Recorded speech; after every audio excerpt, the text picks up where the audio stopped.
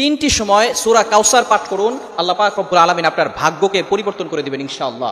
যদি আল্লাহ পাক রব্বুল আলামিন কেউ যদি এমনভাবে আল্লাহ তাআলার কাছে দোয়া করে, তাহলে আল্লাহ পাক রব্বুল আলামিন তার ভাগ্য পরিবর্তন করে দিতে পারেন। আল্লাহ পাক রব্বুল আলামিনের কাছে ক্ষমতা রয়েছে, আল্লাহ পাক রব্বুল আলামিন চাইলে কারো ভাগ্য পরিবর্তন করতে পারেন। এজন্য আমরা আল্লাহ তাআলার প্রতি পূর্ণ ইয়াকিন রেখে তারপরে এই কাজটা করতে পারবো।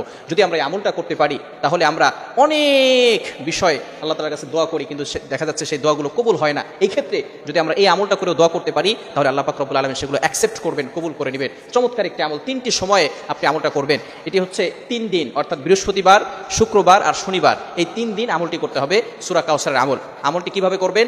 আপনি 3 দিন বৃহস্পতিবারে এবং শুক্রবারে এবং শনিবারে, এই 3 দিনে বৃহস্পতিবার ফজরের নামাজের পরে 11 বার দুরূদ শরীফ পড়বেন, এরপরে সূরা কাউসার 129 বার পড়বেন বিসমিল্লাহ সহকারে, এরপরে আবার শেষে 11 বার দুরূদ শরীফ পড়বেন। এটা ফজরের নামাজের পরে একবার আমল করবেন, এরপরে আসরের নামাজের পরে আবার এই আমলটা করবেন, অর্থাৎ 11 বার দুরূদ শরীফ পড়বেন, এরপরে আপনি 129 বার সূরা কাউসার পাঠ করবেন, এরপরে আপনি 11 বার দুরূদ শরীফ পড়বেন। আবারও ইশারের পরে আপনি 11 বার দুরূদ শরীফ পড়বেন, সূরা কাউসার 129 বার পড়ে এরপরে 11 বার দুরূদ শরীফ পড়বেন। তাহলে এরপরে যদি আপনি ইশারা নামাজের পরে দোয়া করেন, আল্লাহ পাক রব্বুল আলামিন ওই দোয়াটা কবুল করে নেবেন। আপনার অনেক দোয়া আছে, যে দোয়াগুলো আপনি চাচ্ছেন কিন্তু হচ্ছে না, এই বিষয়গুলো যদি আপনি এই আমলটা করে করতে পারেন, ইনশাআল্লাহ আল্লাহ পাক রব্বুল আলামিন আপনার জন্য ব্যবস্থা করে দিবেন। এভাবে আপনি বৃহস্পতিবারের দিনে ফজরের পরে, এরপরে আসরের পরে, এরপরে ইশারের পরে দোয়া করবে, এই আমলগুলো করে ইশারা নামাজের পরে দোয়া করবেন। আবার শুক্রবারে সেম ভাবে ফজরের নামাজের পরে আপনি 11 বার দুরূদ শরীফ পড়বেন, সূরা কাউসার 129 বার পড়বেন, আবারও 11 বার দুরূদ শরীফ পড়ে এরপরে আপনি আল্লাহর কাছে দোয়া করবেন। এভাবে শুক্রবারের দিনও ফজরের পরে, আসরের পরে, ইশার নামাজের পরে, আবার শনিবারের দিনও ফজরের পরে,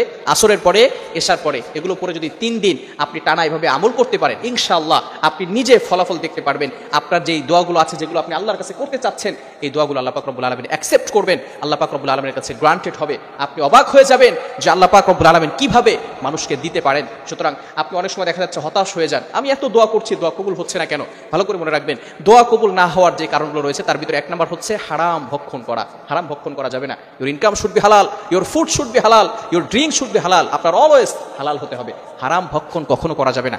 আপনি যদি হারাম ভক্ষণ করেন, এরপরে আপনি যেভাবে যাই করেন না কেন, আপনি যদি কাবা শরীফের ভিতরে গিয়েও যদি আল্লাহর কাছে কাঁদতে কাঁদতে চোখের পানি শেষ করে ফেলে চোখ দিয়ে রক্ত বের করেন, তারপরে কিন্তু আল্লাহ তাআলা আপনার দোয়াগুলো অ্যাকসেপ্ট করবেন না। এজন্য সবসময় চিন্তা করা, হারাম কাজ না করা। হারাম কাজ করলে আপনার কোনো দোয়াই কিন্তু আল্লাহর কাছে কবুল হবে না। এজন্য হারাম কাজ থেকে আমরা দূরে থাকবো এবং সঠিকভাবে আল্লাহ তাআলার কাছে চাইবো।